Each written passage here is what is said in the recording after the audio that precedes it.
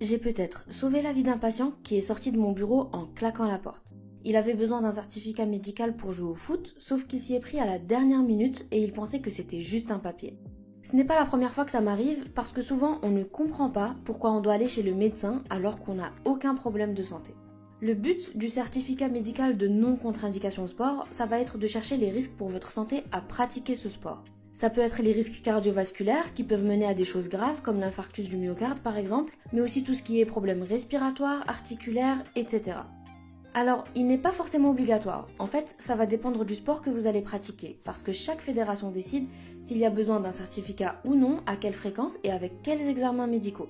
Pour les mineurs, il n'est pas obligatoire. Le club va vous fournir un questionnaire et c'est seulement si vous répondez oui à une ou plusieurs questions qu'il faudra consulter. Par contre, il y a des sports où c'est beaucoup plus strict, comme la plongée ou l'alpinisme, où là il est obligatoire tous les ans.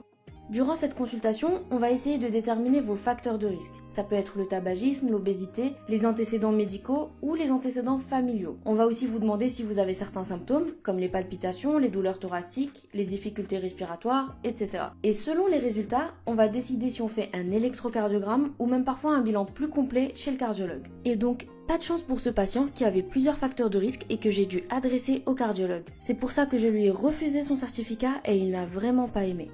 Et vous, qu'est-ce que vous auriez fait à ma place ?